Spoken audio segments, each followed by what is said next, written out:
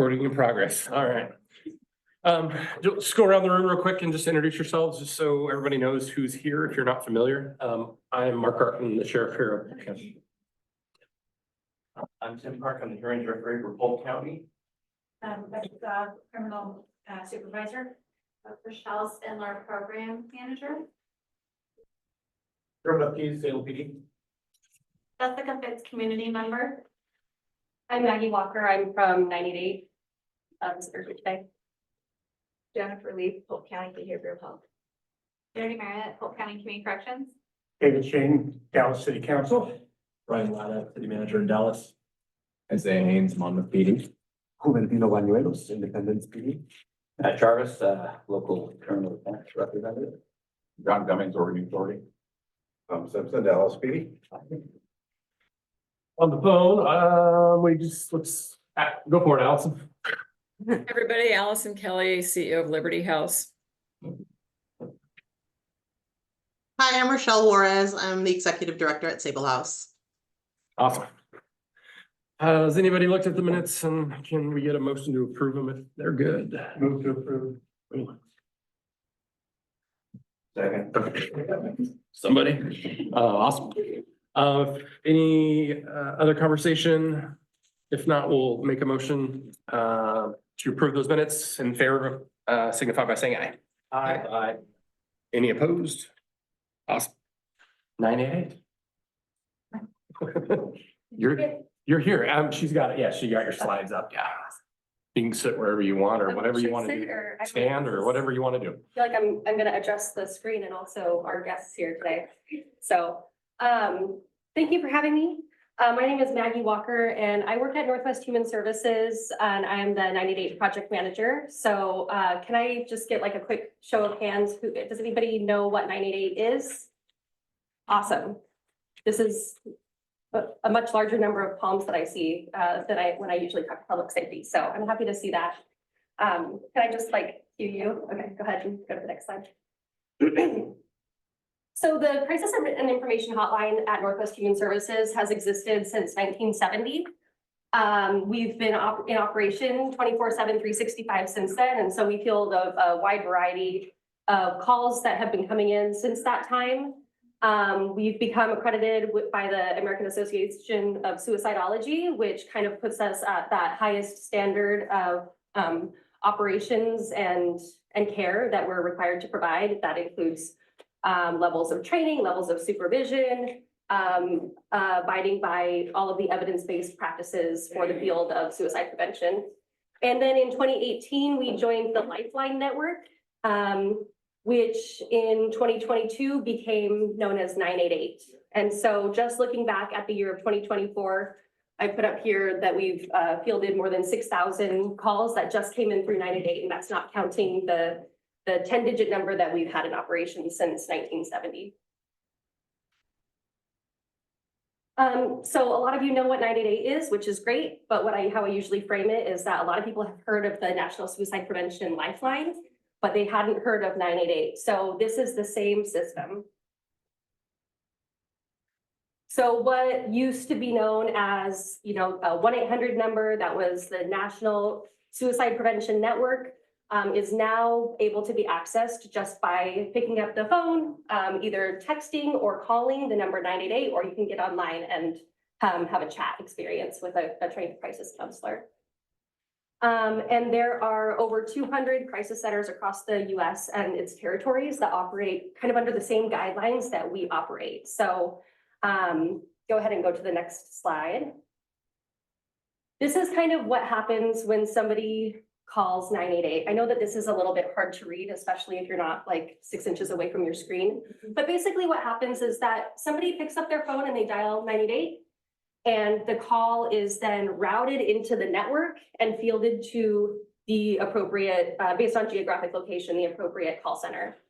And I really want to emphasize the word network when we talk about the Lifeline network, because if, let's say the call comes to my team at Northwest Human Services and all of our crisis counselors are busy helping another individual in need, then that call will be rerouted to another call center. where they'll be able to talk to a crisis counselor with the same level of training and the same expectations for how we conduct a call. And that will continue happening until they get routed to somebody. So if you're working with somebody and you tell them to call 988, one of the things that we ask you to tell the people that you're working with is if you don't get an answer right away, please stay on the line. Because I know that even 30 seconds of waiting on hold and listening to that hold music feels like a long time. But what's happening behind the scenes is that call is going to be routed and it will find an available crisis counselor for that person to talk to. But there should be a video if you are able to on your end see like an enable content button. If not, that's okay. There we go.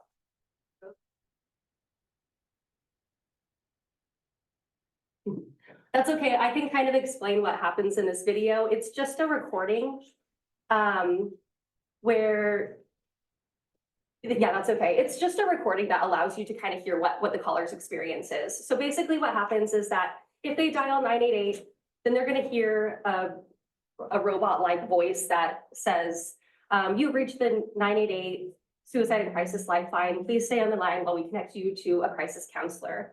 And then it gives you the option to press 1 for the Veterans Crisis Line, where if somebody selects that option, their call will be routed to a network or a network that's managed by the Veterans Administration. And so they're often talking to somebody who has specialized training or personal experience in the armed services.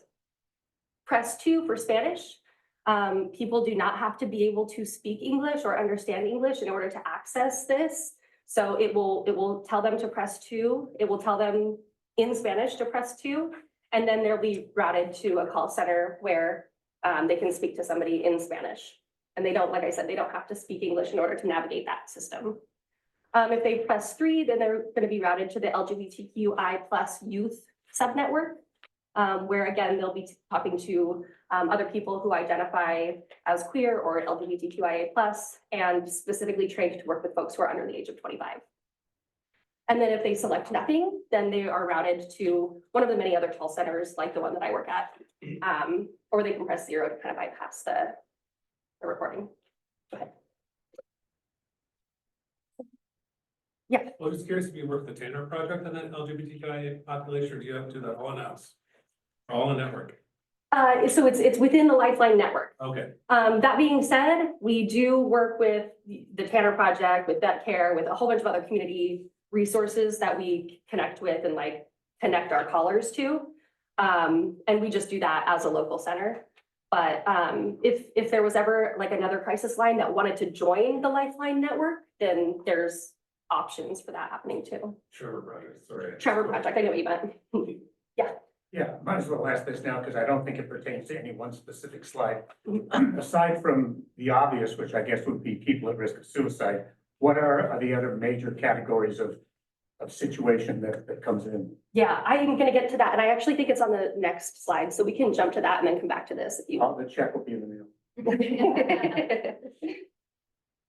Yeah. Common call types. It looks like the formatting didn't come through exactly on this, but I know what it says. So suicidal ideation and general mental health issues are our most commonly common presenting issue. Also loneliness. A lot of folks are just calling for somebody to talk to. Maybe they're not thinking about suicide, but we're kind of looking at this as a prevention intervention. So people call with family issues, relationship issues, sometimes domestic violence issues. A lot more adults are calling about their older adult parents. So children of older adults are calling worried about their elderly parents, which is something that we've seen increase in the last year for sure. Substance use is a big one, whether somebody is looking for treatment options or just struggling to kind of manage their day-to-day lives because of substance use. And then various types of trauma that intersect with any one of those issues like racism, abuse, trauma. Major world events is something that we've been tracking lately too. So folks calling in with stress about the election, stress about different policy changes that are happening right now, stress about poverty, and financial issues. Watching all kinds of gruesome wars happen on TV, on social media. So those are some increasing call types that we've seen. And I made a little note here that we saw a huge spike in call volume, especially over text. The day of, and then 3 days following the presidential election. And those were primarily concentrated in the LGBTQI plus subnetwork, which I think is, you know, we can all kind of understand why that might be. You want to go back one slide? And I'll just really quickly talk about like why we're here, why this network exists.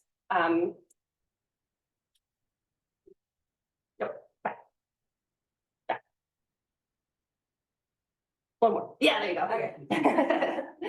So suicide is a leading cause of death. Over the last 20 years, suicide rates across the nation have only increased until about 2019. Then they started to decrease for about 3 years in a row. And then with the last 2 years of data, we've seen an increase again. So if you look at like a 20-year graph, it kind of goes like this. Started out pretty low. I don't know if that was data tracking or if that was just actually, you know, rates being quite a lot lower 20, 30 years ago than they are now. But Oregon is pretty significantly higher in deaths by suicide rates compared to the national rates. Firearms are a huge reason. I want to, you know, make note that some racial and ethnic groups have been disproportionately affected. That when we looked at that little blip where we had about 3 years where suicide rates were dropping, if we broke that out by race, what we would see is that rates were dropping for white people and all other races actually saw an increase. And so before we kind of start patting ourselves on the back, we want to acknowledge that there are some cultural and ethnic considerations that we have to keep in mind. And men, especially older white men, make up the vast majority of death by suicide in this country. Go ahead to 2 slides. So what we do at 988, when somebody calls, we provide person-centered support. We assess for their safety. What that looks like is every single time somebody calls 988, we ask them if they are thinking about suicide or if they've done anything to harm themselves today. And if the answer to both of those questions is no, then we just shift right into providing that emotional support if they're looking for resources, and just kind of having like a person-centered experience and connection. If the answer is yes, then we'll start kind of going into more questions about what they're experiencing, you know, if they're planning anything, and just kind of assess for their whole situation, what kind of supports they might be able to lean on.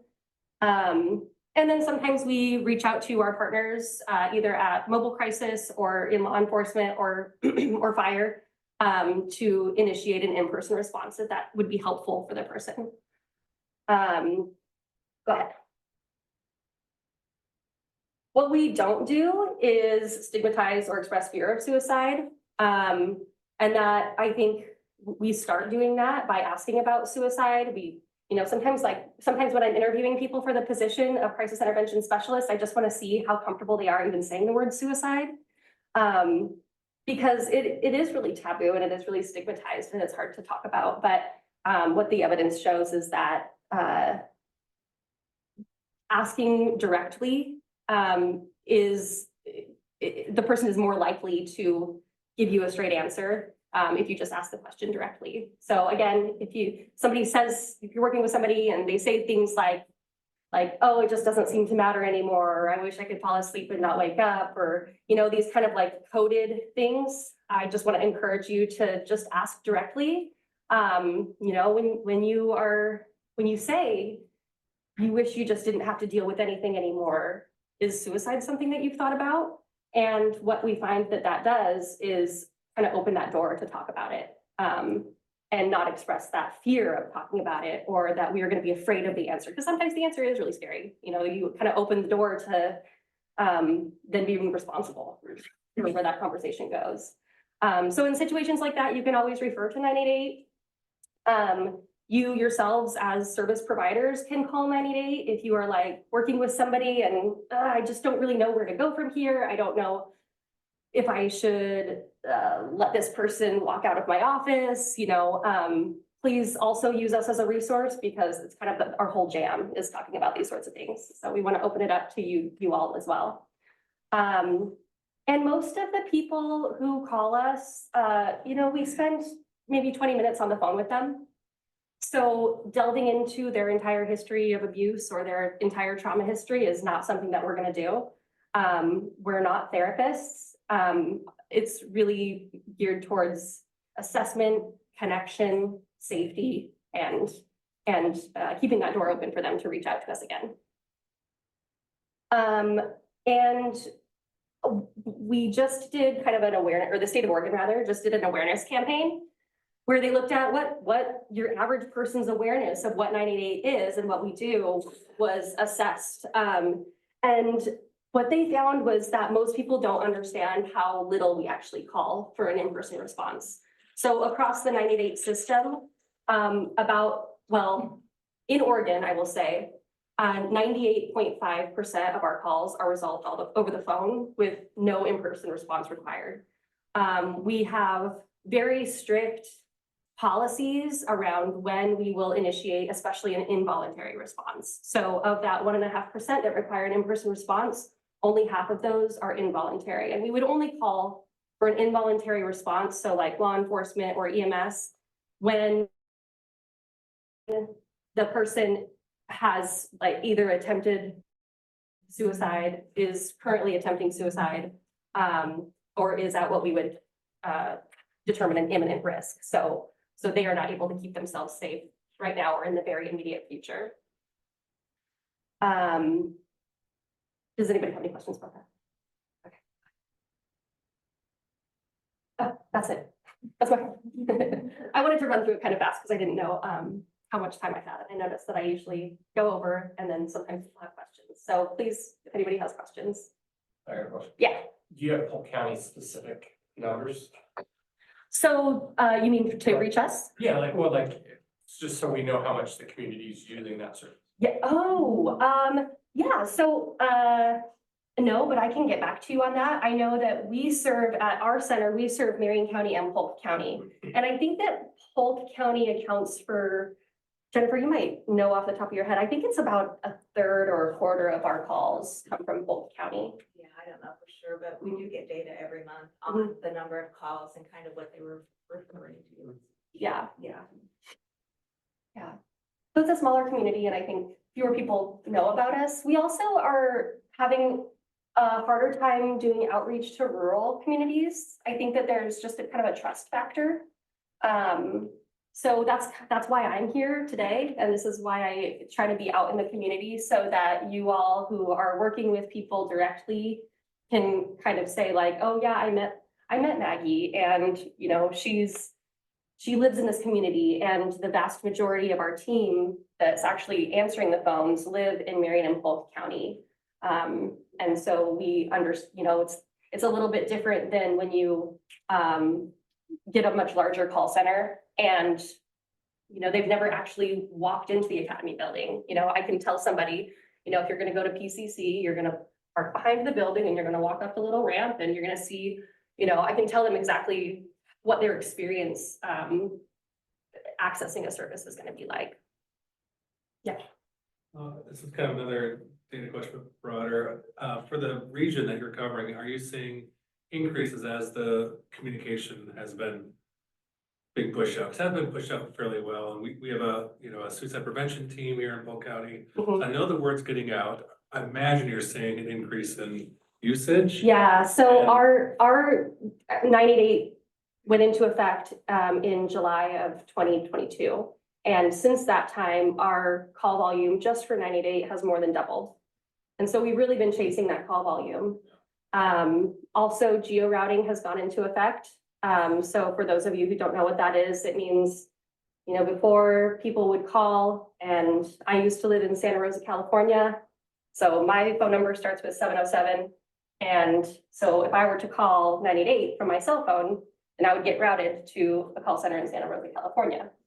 Recently, geo-routing has gone into effect, and so now that means if I'm standing in Polk County and I dial 988, then that call will get routed to my local call center, which is a good thing because now the crisis counselor can offer me resources that are actually accessible to me, right?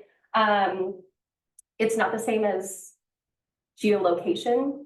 We don't even have the same technology as 911 does. And so there's some fear and stigma around they're gonna know where I'm at, they're gonna know who I am. I do still hope that we can all elevate that anonymity. People are welcome to block their numbers. People are welcome not to tell us, you know, we would never not serve somebody because they wouldn't tell us where they were at or what their name was. But we still do want to be able to make sure that they're getting routed to their local call center that has a cache of resources that they might need. Yeah, closely related to that question, you mentioned difficulty in achieving penetration in rural areas. Just as a working hypothesis, I'm guessing some of that might be due to just the fact that people don't know about 988. So what, aside from talking to groups like us, what will you do to get that word out so people know that it exists? Yeah, we go to the Grange Hall, we go to the community markets, and sometimes we'll set up a booth. Sometimes the schools will invite us to table at some of their resource events. So we try to be out there as much as possible. But I think that, that was one of the benefits of me trying to play like an actual recording of what the person will experience. I think a lot of people, especially when they're in crisis and they're feeling vulnerable, have a difficult time asking for help and walking into the unknown. And so I think about how 911 started in the 1960s, and it was like 20 years before everybody had access to and knew how to access 911. And so I think that we're just kind of at the beginning stages of this national, emergency response project. And it's going to take some time. I will also say that here in June, there's going to be an Oregon-wide awareness campaign that's going to begin the first stage of its launch. So we're trying to just hire as many crisis counselors who are skilled as we can, so that as people continue to learn about it, we can step up to that response.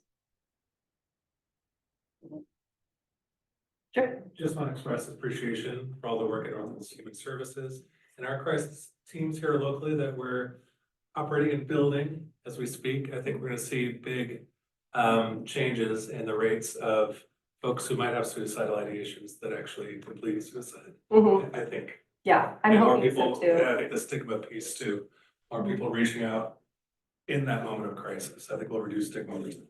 Yeah, and one of our huge initiatives is having that, I guess more interoperability with the crisis teams and with 911 services, so that, we can kind of find our place in reducing the burden on those teams, connecting people to the right resources, right? Because, sometimes having a fire truck pull up in front of your house and a bunch of paramedics run to the front door is the right response. And sometimes that's a really scary response. And so we're just trying to work with our partners to figure out, how we can all work together.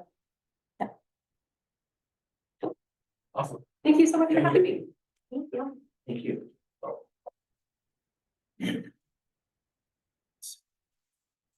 All right. Jody Merritt. So we have submitted our justice reinvestment semi-annual progress report. As you all know, it's required to receive lipstick approval. Unfortunately, due dates is before we actually have our lipstick, so here it is.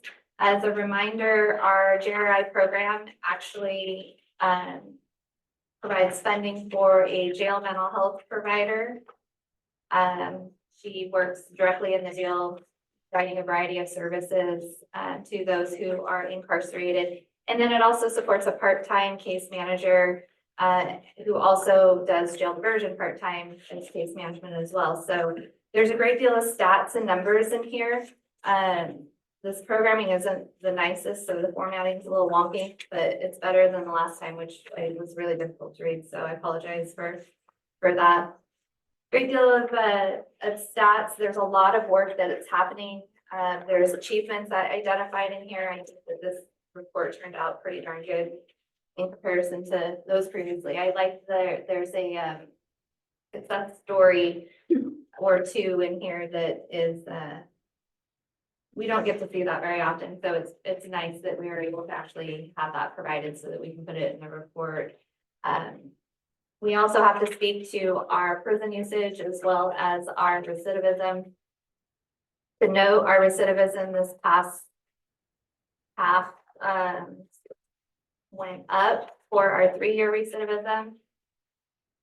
I looked at that, tried to figure out what's going on. The only thing I could actually really tell you is that our cohort has dropped. So for our 3-year recidivism, our cohort's 31 individuals. Previously, it was in the 50s. We have the same number of people recidivating, which is about 17. So, you know, in our world of small numbers, any one launches us up into the unknown. So that's really all I could determine as far as our recidivating numbers. So this cohort actually is at the heart of the COVID pandemic, so which would make sense why our cohort is about 20 less than it is on a normal day. So And you're just needing. needing approval Okay. of the report. Approval, here for Lyle. Okay. But I take his vote. Okay. Second. ABC. All right. Any other discussion? All those in favor signify by saying aye. Aye. Any opposed? Nope. Awesome. Let's move into reports, P&P. So I think last time I had reported that we had a parole and probation officer ready to graduate from the academy. He has graduated from the academy. He's due in about a week to be complete with his training, which is wonderful. But in the meantime, we did also have a resignation. So we took another step back. So we're in a recruiting process for that one position. So our newest PO still does not have a full caseload because again, we're just completing training. So we have very high numbers. We are actually doing condition-based supervision right now. Just putting out fires because our caseload numbers are extremely high. So I'm hoping this new individual that we can get on board does have some experience. I'm hoping that she can hit the ground running. And we can get back on track within the next 8 months. So, but that is quite a long time for us. So other than that, we are good. Okay. Courts, whoever would like. I don't have anything to talk. Do you have anything? We're still finding our way a little bit with some of the new drug enforcement misdemeanors and the requirements of House Bill 4002. I think we're past the hard part and we've got it all figured out for the most part. But that's kind of the new stuff we've got going on. Everything else is working pretty smoothly. For the sheriff's office, yeah, we're down 2 positions, on patrol, 1 in the jail. And so we're relatively good. We got a few people in the hopper, that are in their process. We are, building a dog kennel, because we don't have any services or any place to store them at the moment. The Humane Society stopped their contract with all the law enforcement agencies for the most part. And so we're building a new one out at the fairgrounds and it's being delivered as a prefab type thing. It's being delivered next month, in February. So, or this month in February. So we should be getting that up and going. So, anyways, that's really the biggest thing that we're doing. So, the DA. I always think, well, what should I talk about that? Probably take an hour. Will not take an hour to talk about. Always happens in my office. Our staffing situation is not bad. We had a vacancy, we had one of our senior folks, jump the river, as I say. So we had a hiring process, which I believe is going to result in an internal promotion, leaving a entry-level position, which we have a couple of candidates we're looking at backgrounds on right now. Hopefully that will yield a hire from that pool that we looked at last week. So I'm feeling very positive about that because I know compared to some of the similarly sized offices around the state, we're in a good place in terms of our overall vacancy level. Just statewide, DA's offices, even in the larger offices, are facing multiple vacancies, and even the ones that are currently full have had vacancies that have been open for sometimes up to a year before they can be filled. And that's why one of the things I talk to people about when we're dealing with the public defender shortage right now, there's a shortage of public safety professionals in terms of lawyers on sort of both sides of the aisle that really affects the ability to render good public safety services for throughout the system. And it's been a long-standing issue. So we're having conversations with our legislators about that, how it impacts everybody. It's impacted us as well. We've had openings that have been long-term for a while ourselves, but we've fortunately been in the place of late where we haven't had those vacancies. What's interesting, and I know that my colleague behind me, Mr. Jarvis, may talk about that a little bit. Right now, they're in terms of public safety, public defender shortage. One statistic came out I saw in OJD's presentation to the legislature. Right now, they're reporting that Polk County has no defendants without attorney, which Polk County doesn't even show up on their statistic. Yet they're also talking about filings are up around the state. Polk County, we're number 4 on OJD's filings. I'm not sure what kind of filings or what precisely how that breakdown goes, but we're 4th in the state on increased filings. Our filings are up about 22%, which means that we are filing cases, yet our systems, our internal systems, our efficiencies that have been in collaboration with our courts, our defense bar, and our own internal efficiencies have been able to go forward without resulting in anybody not having the availability of a public defender as they've needed them. So I think that's a very, very interesting positive statistic in terms of the work that our entire criminal court community has done, because we have multiple meetings in terms of a system-wide group between our courts, ourselves, law enforcement. I always call it a meeting of the 5 families, but we sit down regularly and just talk about things and how we can do better. And that's really, really been a great process in terms of overall communication. So I'm feeling very good about our process and how we've been doing together in terms of our overall public safety system. Thank you, Sheriff. Yeah. Mr. Jarvis. Right. Well, the OPDC, used to be OPDS, is now publishing kind of what each county's rates of availability are. It's about 90 days behind, but if anybody ever wants to see it, you can go to OPDC's website and see the dashboard that lists that. They've pulled the numbers from OJD. Part of the problem with the numbers you see is a lot of us have contracts in different counties, and they're not actually able to separate by county. So it gets weird. So for example, my firm does Benton, Polk, Yamhill, and that all gets mashed into one. We don't really have any problem in Polk County with being able to coverage. I think there's only one of the adult contractors has a shut-off notice. Everybody else, it varies from month to month.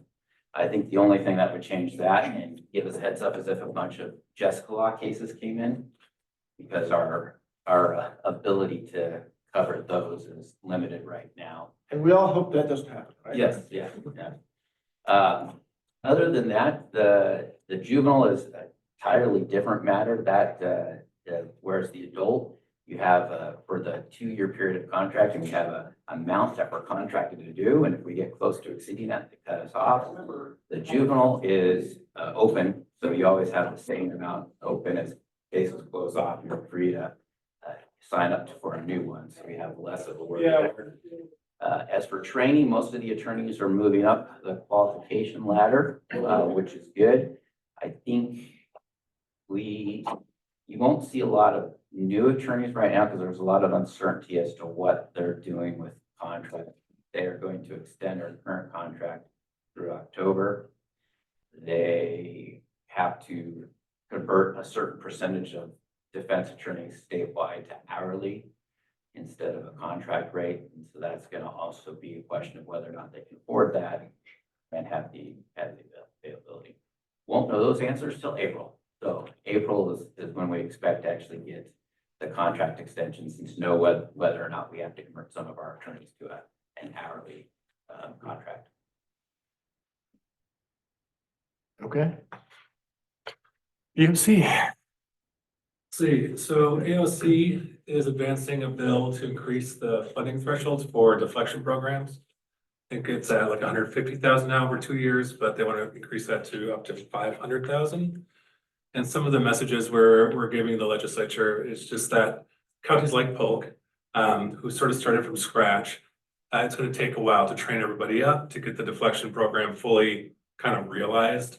So we don't really know what that is going to look like until we build that demand and that capacity for service, and to not take a snapshot into how folks are spending funds now, but to build it over time. So hopefully that gets traction. And we're also obviously I'm pushing to fund the full cost study for community corrections.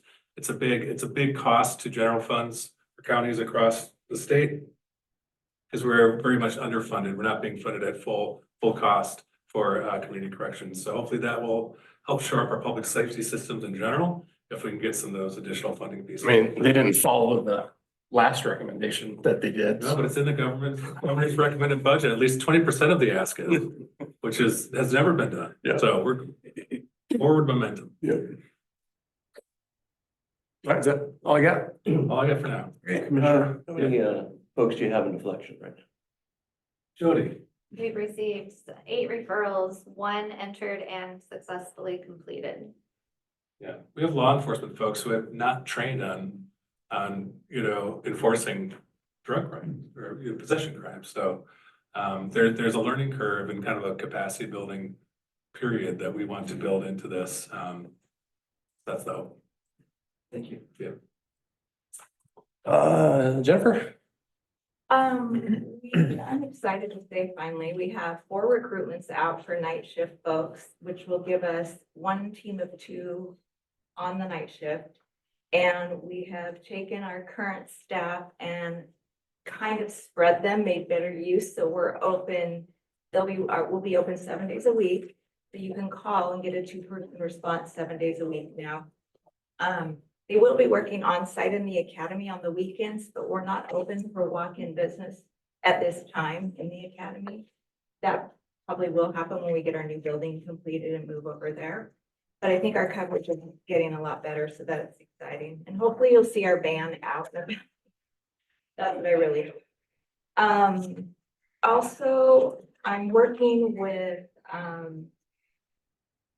Polk County Willamette Educational Service District, WESD, Association of County Mental Health Providers, and Connect, and we're putting together a 2-day training.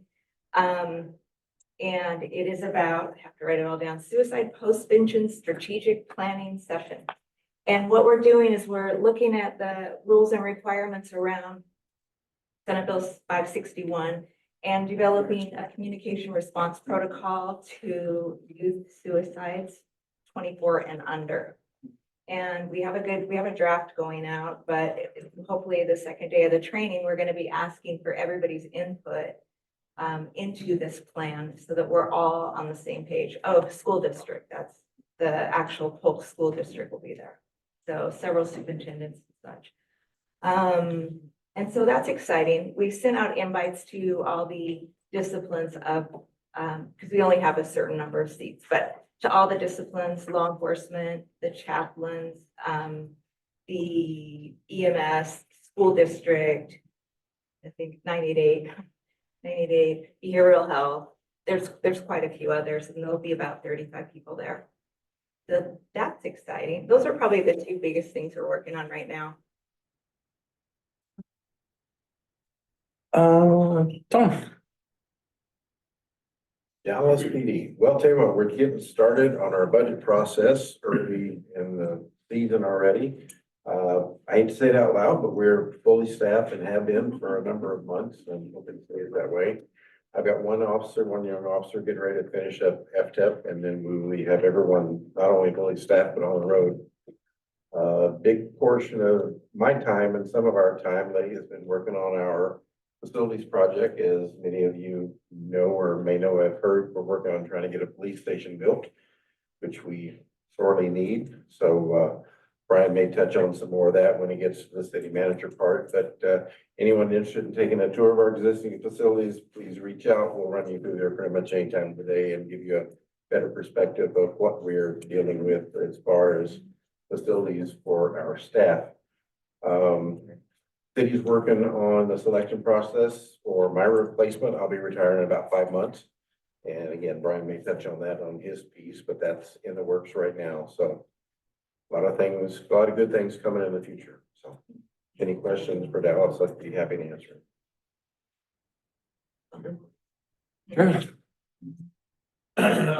It's the protests that we thought were gonna be in November and December and January are now in February. So obviously had a big one on Marion County side on Saturday. There's a small one today, one Wednesday, and then one coming up. So our kind of force of effort is now switching into protest management. And so a lot of our staffing will be heading towards that as well. And then I think we're probably seeing a little blip in some other violent crimes that are going on. Obviously, we had a kidnapping and things, so we'll try not to let that bleed over to West Salem, but you never know. So bridges are always interesting when we talk about protests and marches that start at the Capitol, so we'll work on that as well. Yeah, and then got obviously budget going on. We'll see how that goes, and I think we're down 12 bodies right now.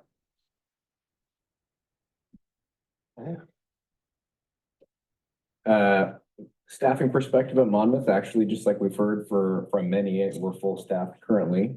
We just hired a CSO and an officer in January, so they're both training. One's at the academy and the other one's doing some stuff in-house. And that's good news. Although moving forward, we do know that we've got probably 3 retirements coming up this next year. So there's going to be a lot of new faces at Monmouth PD over the next year still. The budget process is underway.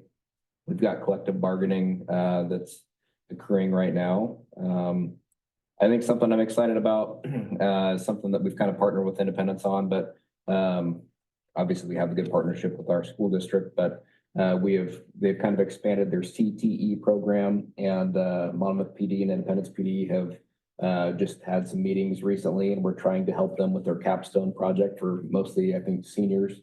And we've identified some classes that we want to be able to teach. So we'll be having some students come to the PDs and teaching them some things that we do, which I think is a really good thing for us to be in front of and working along with these students, but also kind of looking forward. You know, I think all of us have had staffing issues and recruitment issues over the years. And so this is, I think, a good way to, again, make some inroads and get people interested in our profession at a younger age. So hopefully it pays off in the long run too.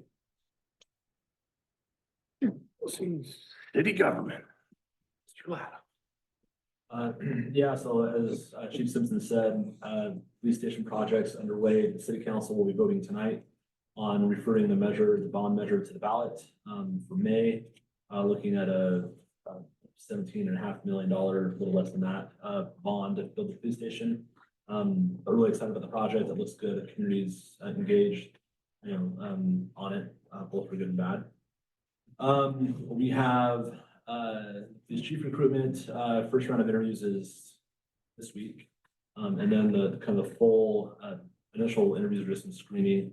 And then the full kind of assessment will take place first week or 2 of March. I'm looking to have someone hired by the end of March with backgrounds and stuff starting sometime, in June, probably at the end of June. Have internal and external candidates for that, so we're looking forward to the process. Budget's underway, don't see a lot of hurdles with that. Our SRO program is doing really good stuff, as Isaiah just talked about in Monmouth, and the school's there. We have our school resource officer that teaches a criminal justice class, because it's college credit, that's been very popular, very well received. And the school district has sent lots of accolades for the work that our SRO program is doing, so happy to have that and want that to continue, so. Go for it. Okay. I'll add something about the new police station on the political side rather than the operational side. As Tom mentioned, we're doing tours for citizens so they can see the conditions that our guys currently work under, which are, well, you all know what they are. I'm just gonna mention that if anybody in the room lives in or very near Dallas, it's worth your while to take that tour, even if you're already a true believer in the cause. The biggest hurdle we face, as it usually is gonna be getting the voters to understand and agree with what we're trying to do. And everyone who takes that tour walks away convinced. So the more people we can get to do that and then go home and tell their friends and neighbors, the better our chances become in May. So if any of you live in this area or have friends or family that go, I would urge them to take that tour and see how constrained we really are. And that's that. To my defense, I cannot see Tino back there. I miss Chief Ben Wayless. Not a worry. So we are not fully staffed. We currently have 2 vacancies, 1 person in backgrounds. I think we're struggling with recruitment. And so also very excited about our partnership with Monmouth Police and Central School District in getting the kids some hands-on experience with the CTE program. An investment that we may not be able to reap the benefits of for 4 or 5 years, but definitely worthwhile. I got it. Boy, Another report. awesome. We don't have any costs. Oh. All right, DHS. Is that no? Nope. Liberty House and Sable House. Liberty House first. Hi, everybody. Good to see you. Allison Kelly here. Just thank you for the partnership and stuff like that. Liberty House is holding steady. I do have a letter I'll hold up. Last November, I told you that we'd had a really successful accreditation and site review process, that we were kind of under a gag order until their board met. But this was it. We got this really great letter on Friday saying that we'd passed national accreditation. And so it's just a huge, huge moment for Liberty House. 10 years of work for me professionally. So thank you for that. What that means, there are like 961 of children's advocacy centers like Liberty House across the country, and they're all connected by this national organization. And they basically set the standard of care, right? So like, what's okay if you're going to be interviewing kids? How do you do it that's the best and doesn't cause harm and all that stuff? So it's a really big deal. It's a very rigorous process. And what it means, for criminal prosecutions going forward, is that when our team members are called to be witnesses, that, it can be relied on that they did what they did in the right way. But I also want to make a point. Liberty House's responsibility is to create a safe environment for kids, certainly to get some medical attention if needed, but also just to create an open, neutral environment for them to describe what they've experienced. And it's really important to understand that part of our job sometimes ends up ruling out things. And so that can be really important for the criminal defense bar, that no, it wasn't this person that might have been your client. It might have been somebody else. So it's just really, really important. And I'm grateful to be able to report that to you. So thank you for your partnership. I've been crunching numbers since I got back at the first of the year. We saw 248 kiddos out from Polk County last year. It's the highest we've ever seen. So we're really grateful to be your partner, and want to do everything we can to support your work. Thanks, Allison. And Sable House. Yeah, since last meeting, we have hired 2 new case managers, and one is bilingual. So Sable House is finally back up to their normal staffing levels. We are seeing about 20 families in our rapid rehousing program, which is a program that assists families with rental assistance, long-term rental assistance, and anything else that might be preventing them from accessing permanent housing. So we've got 20 active families that we're currently working with right now in that program. So, we're doing good. Thank you. Thank you. Something we need to do, and we won't be able to do it today, but is I'll send out an email. We're trying to figure out when everybody first got associated with LPSCC. Because everybody is supposed to be on 2-year terms, and we have not done a good job at keeping track of when people come and go. Because next time I've done 3 years, I think. So, in theory, it's only a 2-year term. So, we'll send some stuff out in between now and the next meeting. And then at the next meeting, we'll do some nominations, for chair and vice chair. And then hopefully by then we'll have everybody's, kind of start date. So then we can start tracking to make sure we're not abusing people. So, does anybody else have anything else for the good? Little announcement, there's a ribbon cutting ceremony for Dallas family shelter on Holman that's today at 3 p.m. We have youth services here, so I thought I forgot to bring that up before. But let me know if you want to go. There's I think parking at the Chemeketa lot, and then we'll have shuttles going kind of back and forth. But there'll be some very special guests there to kind of welcome the new service. I think there's something like 15 beds-ish. 12, which could shelter 2 to 3 families depending on the makeup. And then I believe the provider is also looking to add an ADU for an additional family there. So it's scaled much more to, I think, the comfort level of the community, and will fill a huge need in the community. This adds to Sable House's work, David's house in Monmouth. And, just with the preliminary PIT numbers this year, we're seeing a big increase in youth homelessness, especially in rural Marion and Polk. So, big need. Who's the facilitator of that house? Like, So the provider is Church in the Park. Oh, okay, all right. Yeah, and Polk County FCO is going to provide the. I don't know if it was like some kind of private business that we haven't seen before, but. No. Okay, cool. Not a problem. All right, anything else? Thanks for coming. Appreciate it. Thank you.